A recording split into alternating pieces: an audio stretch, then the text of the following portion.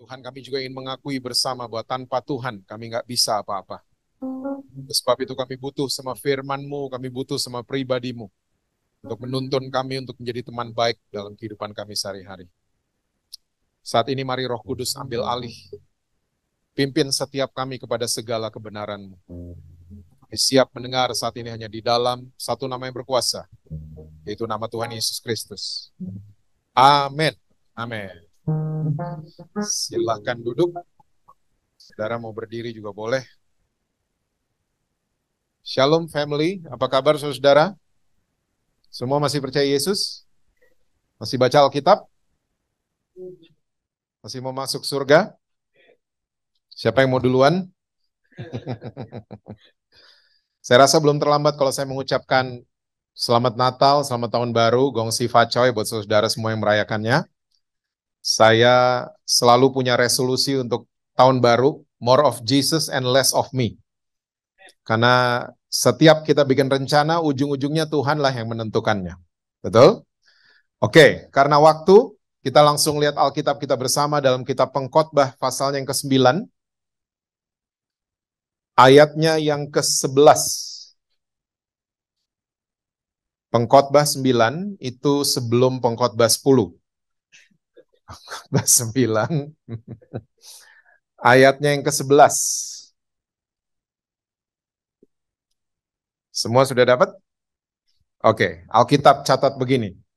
Lagi aku melihat di bawah matahari bahwa kemenangan perlombaan bukan untuk yang cepat, dan keunggulan perjuangan bukan untuk yang kuat, juga roti bukan untuk yang berhikmat, kekayaan bukan untuk yang cerdas, dan karunia bukan untuk yang cerdik cendekia. Karena apa saudara? Waktu dan nasib dialami mereka semua. Saya mau cerita sedikit sama family. Saya waktu SD, saya masuk pelatnas badminton.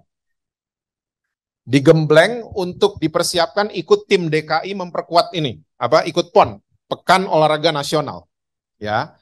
Dan kita digemblengnya nggak main-main. Seingat saya, sekali latihan, pelatih kita bisa ulang satu kata yang sama, bisa ribuan kali. Mungkin saya lebay. Tapi kayaknya ribuan kali. Ya, setiap sekali latihan saja. Kata ini namanya adalah speed. Cepat. Mana cepatnya? Mana cepatnya? Selalu kita digituin. Dan untuk menghasilkan kecepatan yang berbeda dengan atlet bulu tangkis yang lain, latihan kita beda. Beda latihan kita. Salah satu contoh warming up kita, pemanasan kita disuruh jogging di kolam berenang 45 menit. Mending airnya semata kaki, gampang. Airnya sepinggang. Dan gak ada yang boleh badannya miring ke depan. Kena sabet kita. Ayo tegak, digituin. Mesti tegak semuanya. Gunanya untuk apa? Keluar dari itu kolam berenang, lari kita lebih kencang dari yang lain. Dan itu terbukti. Atlet badminton Indonesia kakinya pendek-pendek, tapi langkahnya 1000 semua. Cuman pemain Indonesia lagi kejuaraan dunia, lagi rally menegangkan, keluar lapangan, ganti raket, masuk lagi. Cuman pemain Indonesia. Pemain lain nggak ada. Karena apa? Kita dilatih seperti itu. Yang senang sepak bola, Cristiano Ronaldo membuat hal yang sama. Dia masukkan sepeda statis di kolam berenang dan dia latihan 1 jam, every day. Untuk apa? Sama, menghasilkan kecepatan yang berbeda dengan pemain bola yang lain. Nah, waktu nggak jadi atlet, Jesse Lantang bertobat kan?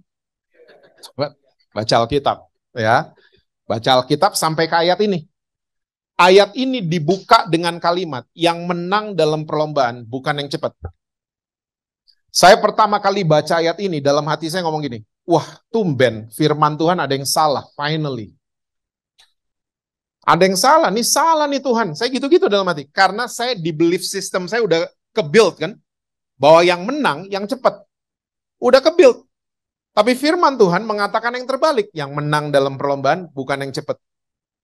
Kalimat sesudahnya, yang unggul dalam perjuangan bukan yang kuat. Setahu saya yang kuat-kuat unggul selalu. Tapi Alkitab di ayat ini khususnya mengatakan the other way around. Semua kalimat demi kalimat kalau saudara baca. Nah ternyata kesimpulan ayat ini ada di kalimat terakhirnya. Apa tadi bunyinya? Karena waktu dan nasib dialami mereka semua. Saya mau yakinkan family pada siang hari ini. Percayalah kata nasib itu nggak pas ada di situ. Kita patut bersyukur ya, karena LAI finally mengeluarkan Alkitab Bahasa Indonesia edisi revisi. Itu mereka bergumul loh, belasan tahun. Karena Alkitab yang sekarang ada di tangan saudara, ada di handphone kita, itu banyak salahnya. Please don't get me wrong, bukan firman Tuhan yang salah ya. Tapi bahasa Indonesia yang salah. Ya, terjemahan bahasa Indonesia yang banyak sekali salahnya, sampai ribuan loh salahnya. Yang terbukti depan mata kita semua adalah Yohanes 2 kan? Kita udah tutup sebelah mata aja. Yesus ngerubah air jadi anggur. Salah loh itu. Yang benar Alkitab bahasa Inggris, Jesus turn water into wine. Itu yang benar kan? Wine diterjemahin bahasa Indonesia, anggur. Grape diterjemahin bahasa Indonesia, anggur juga. 2-1 kalah Indonesia. Nah ini kelemahan bahasa Indonesia. Kosakata kita terlalu sedikit. Makanya penerjemah Indonesia, kalau terjemahin dari bahasa-bahasa lain, suka mengalami kesulitan untuk memilih kata yang tepat. Akhirnya paksa dengan kata yang lain.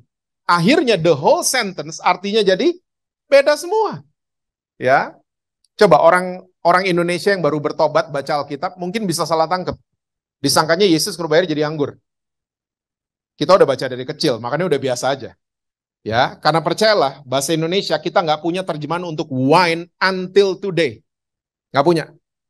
Makanya kita nyanyinya gitu kan, anggur baru tercurah. No, yang dicurah wine. Ya, anggur ditimpuk. Oke, itu bedanya. Dan banyak lagi bahasa Indonesia yang kalah. Prawn, shrimp, lobster. Bahasa Indonesianya udang doang.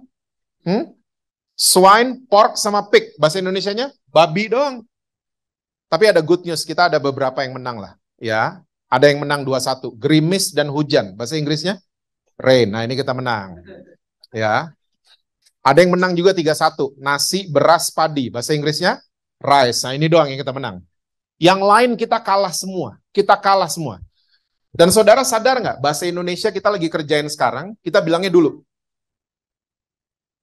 Loh, belum nyadar. Makanya banyak orang Belanda, Amerika kalau belajar bahasa Indonesia suka pusing. Loh, kok present tense dibilangnya past tense? Tadi jam 11 ditanya. Ya, mau kemana? Jawabnya apa saudara? Kebaktian dulu. Seharusnya kebaktian sekarang kan? Mandi dulu. Makan dulu. Semua yang sekarang kita bilangnya dulu. Baru nggak? Nah, ya itulah kelemahan bahasa Indonesia ya. Sampai mana tadi ya? Nah ini dia. Ya, itulah kelemahan bahasa Indonesia. Ya. Nah, Pengkhotbah 9 ayat 11, ini salah satu korbannya. Kata nasib itu nggak pas ada di situ. Karena nasib kalau di-convert ke EYD, saudara tahu EYD kan? Ejaan yang disempurnakan. Saudara kayaknya nggak tahu apa-apa dari tadi ya? Hah? No, I'm kidding. Nah, jadi nasib kalau di-convert ke EYD, artinya adalah takdir. Dan saya nggak percaya anak-anak Tuhan Yesus ngalamin takdir.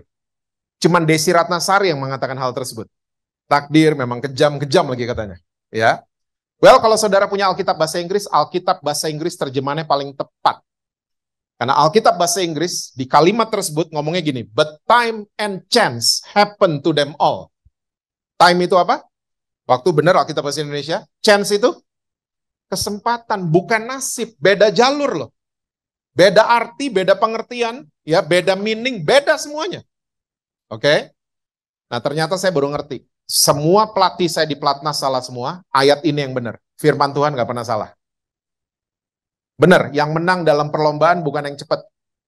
Tapi yang menang dalam perlombaan adalah orang yang tahu waktu dan tahu kesempatan. Betul apa betul? Saya nggak ada maksud untuk mengorek luka para fans Prancis. Final itu 2 bulan lalu, pemain Prancis kencang semua larinya. Ngeri lihat, anak-anak muda soalnya. Ya, adu body, kalah Argentina. Mereka gede-gede. Ya, Argentina seukuran kita badannya. Mereka gede-gede. Tapi kenapa Argentina juara? Jawabannya ayat ini. Mereka tahu kapan waktunya bertahan, mereka tahu kapan kesempatan menyerang balik.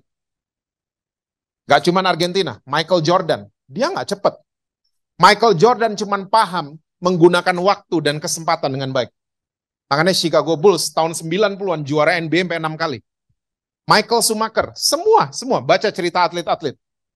Kalau saudara senang F1, itu Ferrari-nya Michael Schumacher nggak cepat, horsepower-nya lebih rendah dari tim lain.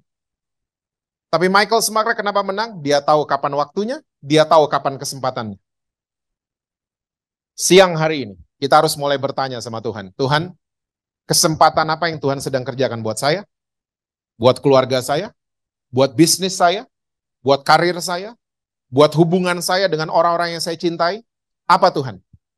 Karena siang hari ini saya ingin mengajak family untuk kita meremove kalimat yang namanya kesempatan gak datang 2 kali.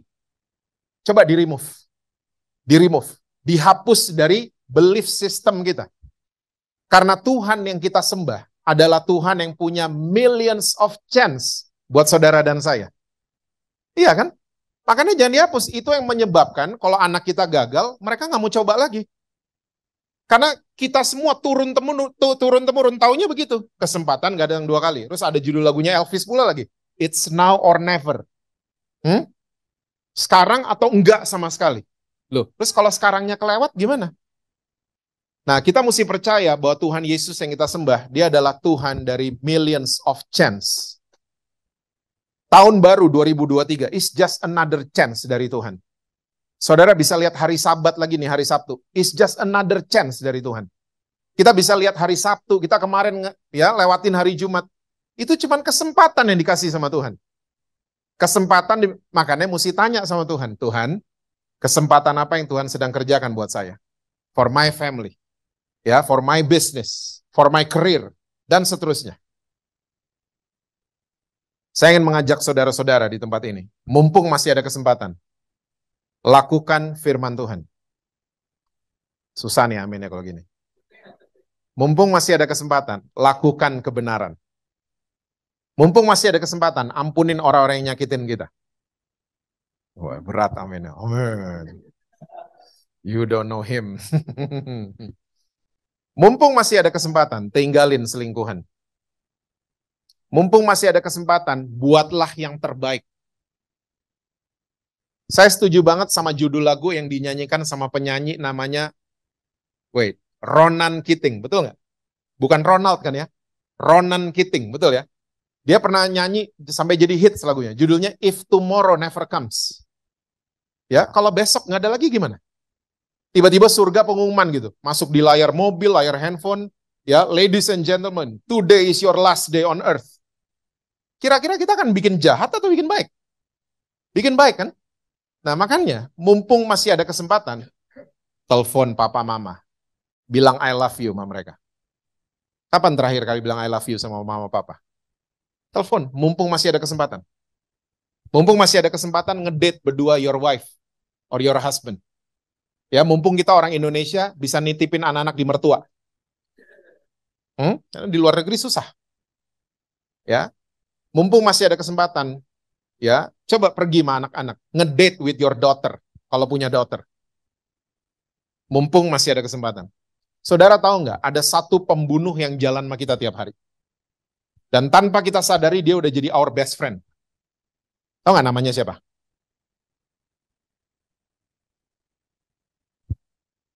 Dan yang dia bunuh selalu adalah kesempatan dari Tuhan yang seharusnya bisa terjadi. Ini, ya. Nama pembunuhnya adalah penundaan. Tar aja dulu. Penundaan, dia jadi best friend loh. Dia ikut di motor, di mobil, di tempat tidur dia ada. Di mana-mana dia ikut. Dia jadi our best friend. Mungkin Roh Kudus udah ngomong ke hati kita. Ya, ampuni orang yang nyakitin kamu. Penundaan bisikin kita juga kan, ingat nggak dia bikin apa? Ntar aja tunggu retreat. Gitu kan? Dan kita lebih seneng dengerin teman baik ini. Oke? Dan let me tell you, dia killer, dia bukan teman baik. Banyak sekali chance yang akhirnya kita lewati dan kita kehilangan kesempatan itu karena kita dengerin penundaan. Saya punya teman saya ini punya teman baik. Masuk rumah sakit jiwa, teman baiknya teman saya. Ini cerita berapa belas tahun lalu, saya keinget barusan nih. Barusan aja keinget. Saya pernah diajak sama teman saya ini untuk ngunjungin ini di rumah sakit jiwa. Kita datang, saya nggak boleh masuk. Saya cuma lihat dari luar. Saya agak-agak kaget karena orang gila yang lain itu biasanya ya kayak orang gila gitu loh, gangguan jiwa. Ini rada beda karena dia ngomong sama korek api batang. Aneh juga gitu loh. Well, anyway, waktu teman saya keluar, habis jenguk, dia cerita, Jess, temen gue tuh orang baik. Baik banget, tapi dia punya satu kelemahan. Dia ini workaholic orangnya. Dan kalau udah kerja, suka lupa sama istri dan anak mereka satu-satunya. Perempuan. Nah, satu hari, dia katanya bawa kerjaan pulang ke rumah. Dia di depan komputer, dengerin musik. Dia nggak denger apa-apa, cuma musik yang di telinganya. Dan ini later on tetangga pada lapor.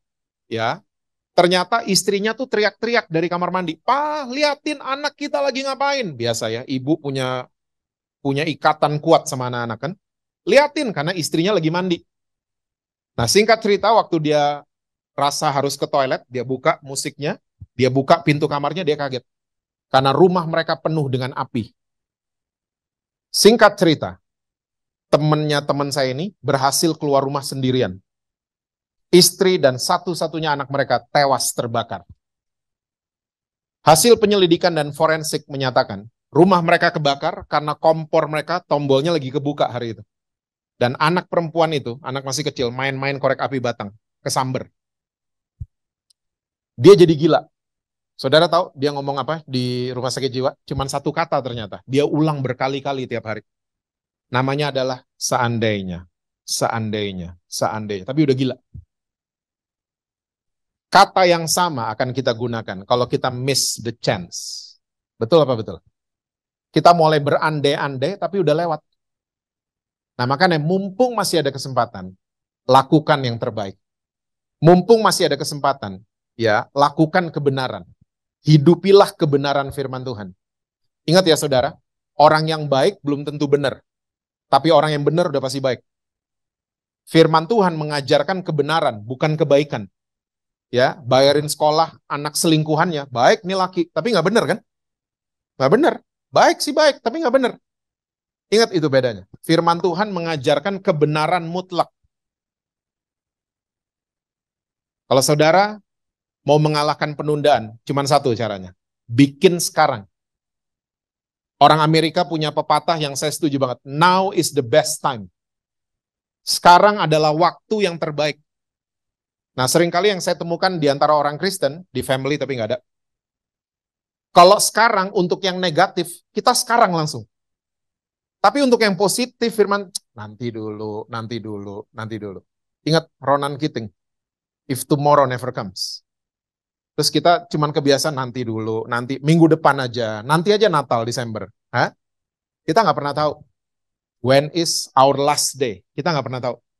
Cuman Tuhan yang tahu. So, ya, untuk firman Tuhan, untuk melakukan kebenaran, buatlah sekarang, jangan suka ditunda-tunda. Yang setuju bilang amin. Saudara mesti tahu bahwa kebenaran firman Tuhan jelas mengatakan bahwa Tuhan Yesus sayang sekali sama saudara dan saya.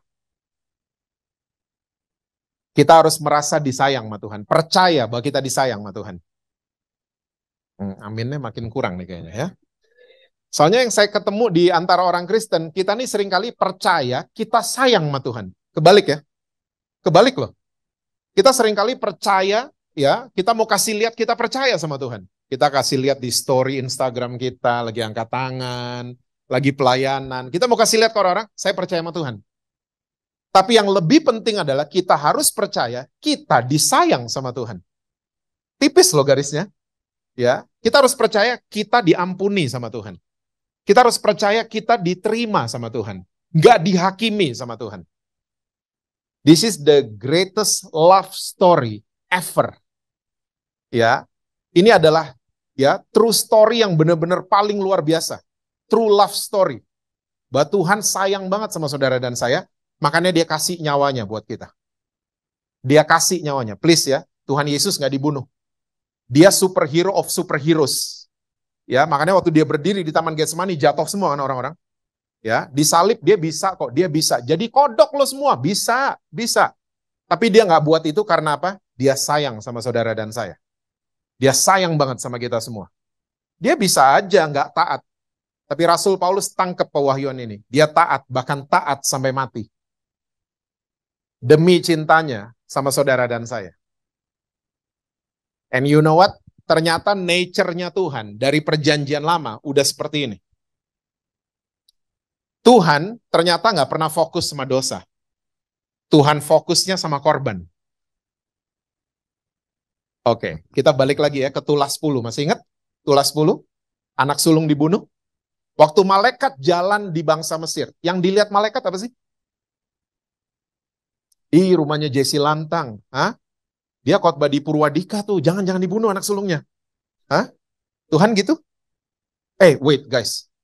Wait, kenapa? Malaikat pada nanya, itu rumah donatur. Jangan diganggu-gugat anak sulungnya. Malaikat gitu? No. Yang dilihat sama malaikat adalah ada darah domba atau tidak. Malaikat nggak peduli itu orang Yahudi di dalam hidupnya kayak gimana. Bukan fokusnya malaikat. Yang penting di pintu rumah mereka ada darah domba atau tidak. Ada darah domba, dilewatin rumahnya. Gitu kan? Alkitab kita sama. Ya. Masuk hukum Taurat. Hukum Taurat paling ribet. Kita salah, mati. Mati loh.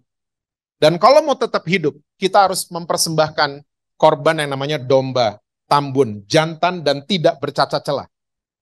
Cari sampai dapat. Kalau mau tetap cari, Topet, Shopee, cari sampai dapat. Payment selesai, dianterin sama kurir. Paket, datang dombanya. Ya, kita lihat, bener, nggak ada cacatnya. Misalnya saya pendosa, saya harus bawa domba ini ya ke imam besar. Saya. Oke? Dan waktu saya jalan on the way ke arah imam besar ngelihat saya bawa domba, dia udah tahu saya bikin dosa. Betul apa betul? Karena saya bawa domba, imam besar udah tahu. Nah, sampai di depan imam besar, saya nggak diinterogasi. Lo ngapain tadi malam? Nggak digitu-gitu. Lo minum apa tadi malam? Lo berkelahi sama siapa? Lo ke Bali sama siapa? Gue nggak digitu-gituin. Sama imam besar. Tapi yang dicek sama imam besar adalah dombanya. Ada cacatnya atau tidak? Waktu ditemukan tidak ada cacat, imam besar dengan pendosa, we both agree untuk menjadikan domba ini korban bakaran. Saya dikasih belati sama imam besar, lalu saya sembelih domba ini sekali doang bolehnya, di leher. Dan waktu saya sembelih domba itu, dua hal terjadi. Dosa saya pindah ke domba itu, kesucian domba itu pindah ke pendosa. Dan domba ini dijadikan korban bakaran dan Jesse Lantang dinyatakan tidak berdosa untuk 1 tahun. Hukum Taurat. Sekarang, saudara dan saya nggak perlu cari-cari domba kan? Dan burung tekukur. Karena kita punya korban yang sempurna, anak domba Allah itu sendiri. Sempurna. Dia disiksa nggak cuma sekali. Dia disiksa dari malam sampai besoknya, sampai hancur kata Alkitab tubuhnya. Mukanya. Hancur. Sama, dua hal terjadi. Ya, dosa kita pindah ke Yesus. Kesuciannya Yesus pindah ke saudara dan saya. Dan kita dikuduskan sekali untuk setahun, untuk selama-lamanya. Wow. Makanya kebenaran tuh ini. Hidupin kebenaran. Percaya kalau kita disayang sama Tuhan. Kita akan do the same. Ya, kalau saya tahu saya nggak dihakimi sama Tuhan, saya nggak mau hakimin orang lain. Gitu kan jadinya. Saya diampuni sama Tuhan, saya mau ampuni istri saya mau ampuni suami saya mau ampuni orang tua saya. Karena saya percaya saya diampuni sama Tuhan Yesus. Seharusnya orang Kristen hidupnya kayak gitu. Kalau menghidupi kebenaran. And now it's the time. Jangan suka hakimin orang, jangan suka hakimin keluargamu. Kalau kakakmu, adikmu belum mau ke gereja, nggak usah ajak ke gereja. Ajak makan, itu paling benar. Di meja makan, jangan ngomongin, lo jam 11 tadi kok nggak datang? Jangan gitu-gitu udah. Ngomong yang lain. Ngomongin bola lah, ajaklah nonton Red Hot Chili Peppers. Ya, kayaknya saudara nggak tahu ya. Saudara Hillsong banget kayaknya mukanya soalnya. Ya, do that to your family. Jangan dihakimi. Daripada kita kasih lihat ke keluarga, kita sayang sama Tuhan. Beda kan? Beda. Kalau kita cuma mau kasih lihat kita sayang sama Tuhan, kita selalu akan merasa superior. Saya lebih benar dari dia. Kita akan selalu begitu. Percayalah, I was like that. Ya, saya kayak gitu dulu. Kakak saya dulu nggak pernah mau ke gereja. Wih, saya kalau pulang pelayanan kayak baru turun gunung loh. Ngelihat dia kayak rendah banget kastanya. Ngelihat kakak saya. Ya, saya pelayanan, lu nggak ke gereja aja nggak mau. Saya kayak gitu dulu. Saya dibukain soal kasihnya Tuhan, saya berubah. Saya tobat setobat-tobatnya. Don't judge. Apalagi yang kita nggak tahu. Jangan pernah hakimin orang. Saya sekarang kalau ada orang jatuh dalam dosa, saya malah deketin dia. Karena kita sama-sama orang berdosa kan? Bedanya dia ketahuan, gue enggak. Iya kan? Bedanya dia ngaku, gue enggak. Gitu aja bedanya. Cuman sama-sama orang berdosa, makanya tahu diri. Tahu diri jadi orang Kristen. Jangan merasa superior. And now is the time. Ini adalah waktu dan kesempatannya. Kita jadi orang-orang Kristen yang seperti ini. Karena dunia nggak perlu ahli Taurat. Dunia perlunya ahli kasih karunia. Gereja sudah terlalu lama menyelenggarakan kebaktian, tapi lupa menyelenggarakan kasih karunia. Kita cuma penyelenggara KKR, seminar. No. Nggak cuma itu. Jadilah penyelenggara kasih karunia. Dunia akan bingung lihat orang Kristen, anak-anaknya Tuhan Yesus.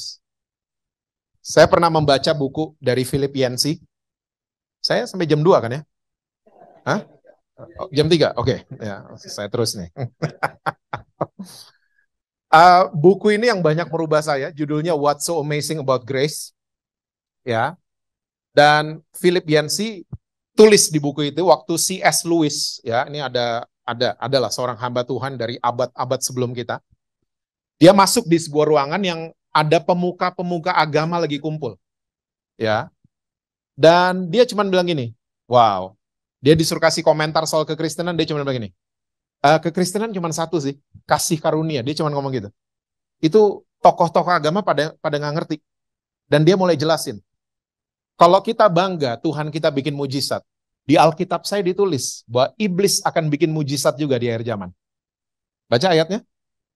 Kalau ngomong kebangkitan, ya, saudara-saudara yang dari India, dari Bali, ya, nggak kaget dengan the power of resurrection. Karena mereka percaya tuh tokek, cicak di rumah mereka tuh om tante mereka meninggal balik, berubah wujud. Namanya reinkarnasi. Jadi kebangkitan mereka nggak kaget. Tapi kalau ada orang mendengar istri selingkuh, diampunin sama suaminya. Ini dia. Ya, sampai orang bisa ngomong gini, hah? Tuh istri layak diampunin. Itulah kasih karunia. Emang kita layak diampunin. Tapi saking sayangnya sama saudara dan saya, kita diampuni sama Tuhan Yesus. Do the same to others. Makanya hukum kasih sederhana. Sangat sederhana. Ya, kasihlah Tuhan dan kasihlah sesama. Oke, 5 menit terakhir. Kita dalam menghidupi kasihnya Tuhan, kebenaran kasih, kita harus terima kasih karunia sebagai hukum. Karena banyak perdebatan, wah Jess, lo khotbah kasih karunia, orang bikin dosa terus jadinya, tahu nggak? Saya sering gitu-gituin. Dibully di sosial media saya. Makanya terimalah kasih karunia sebagai hukum. Hukum ada 2 kacamata kan? De jure sama de facto. Betul? De jure artinya adalah pengakuan. De facto artinya adalah fakta. Ya. Kita disayang sama Tuhan, di ngertiin sama Tuhan, diampuni sama Tuhan, itu semua de jure. Ya, itu semua pengakuan, baru separuh. Jangan pernah lupa, banyak ayat-ayat di Perjanjian Baru yang menyatakan soal de facto. Ya, contoh, ada ayat di Ibrani, nanti saudara cari ya. Ya, ada ayat di kitab Ibrani, kita dikuduskan sekali untuk selama-lamanya. Tapi ayat-ayat berikutnya, kejarlah kekudusan. De facto kan? Hah? Bukan sembarangan. Oh, saya dikuduskan. Ini ayat favorit pendosa soalnya. Nih gue dikuduskan sekali buat selama-lamanya. Oh, gue selingkuh nggak apa-apa dong. Hah? I watch porn nggak apa-apa dong. Ya, ini ayatnya. Oh, baca terus dong. My favorite adalah Filipi 2 ayat 12. Kita harus mengerjakan keselamatan dengan takut dan gentar. Itu my favorite. Bahasa Indonesia agak-agak ini ya. Again, ini juga salah satu korbannya. Ini takut bukan ketakutan loh sama Tuhan, bukan. Tapi kagum. Ya, respect, hormat sama Tuhan. Dan kerjakan keselamatan, berarti Yesus percuma dong mati di atas kayu salib. Salah kan? Yang benar Alkitab bahasa Inggris. We need to work out for our salvation. Bukan work for. Kalau work for, ya itu isunya hal yang kita kejar ada di luar. Tapi kalau work out itu ada di dalam sudah. Ya, makanya work out paling terkenal istilahnya ada di gym, fitness center. Exactly. Semua kita six pack kan? Ketutup doang mau one pack. Ketutup doang ya. Tapi six pack-nya ada kan? Kalau mau kelihatan, we need to work out. Baru dia kelihatan karena udah ada di dalam. Ya, otot kalau mau kelihatan, we need to work out. Ya. Otot paha mau kelihatan, we need to goes. Ya. Kita perlu work out. Nah, sama kekudusan, kebaikan, keselamatan udah diinstal sama Tuhan Yesus. We need to work out. Supaya kelihatan buah-buah keselamatan itu. Bukan sembarangan hidupnya. Bukan kasih karunia, oh bebas bikin dosa. No, bukan seperti itu. Ya. Cerita terakhir, boleh terakhir? Terakhir. Misalnya Chris, my very dear friend, misalnya. Dan tiba-tiba Chris punya utang 3T plus bunga. Terus gajinya Chris tiap bulan 30 juta. Saya mau tanya sama saudara. Sampai dia meninggal, utangnya lunas gak? Dia bangkit lagi. Kerja lagi, mati lagi, bangkit P3 kali kayak gitu. Lunas? Enggak juga. Depresi akhirnya. Depresi duduk di The Breeze, BSD. Lagi depresi, tiba-tiba teman baiknya lewat namanya Jesse Lantang. Chris, how are you, man? Gitu. Why you look sad? Jess, saya langsung duduk dong, teman baik. What happened? Saya langsung bilang. Dia mulai cerita, utang gue 3T plus bunga, gaji gue cuma sekian, gue gak bisa bayar, udah gue gak tahu mesti gimana. Ya, waktu Chris cerita, hati saya tergerak dengan belas kasihan. Saya langsung bilang sama Chris, WhatsAppin nomor rekening lo. Saat itu juga, saya M-Banking, 3T plus bunga. Beleduk handphone saya, buang. Saking terlalu gede. Ya. Tapi sebelum beleduk, saya sempat lihat ada tulisan M-Transfer berhasil. Sempat ke capture lagi.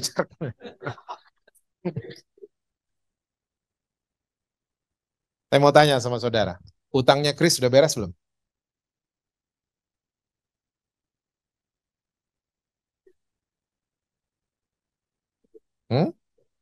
Think? Yes. Waktu M-Transfer berhasil, baru separuh, de jure. Dia udah ditransfer. Udah dibebasin dari utangnya. Ya, tapi de facto-nya, tomorrow, he has to go to the bank. Dia mesti pergi ke bank dan do the transfer. Ya, mesti bikin. Nah sama, inilah hukum kasih kayak begitu. Kalau dia bikin transfer besok harinya, lengkaplah rencana penyelamatan dari his best friend. Sama kita dengan Tuhan Yesus. Jangan terima kasihnya hanya separuh. Cuman de jure doang. De facto, coba dilihat baik-baik semua ayat-ayatnya. Ya, disiplin, ada disiplin. Titus 2, nanti kita bahas di kesempatan lain. Kasih karunia itu mendisiplin. So, ya di hari Valentine ini, ya, belum ya. Kasih coklat mulu, kapan kasih kepastian? Sedap.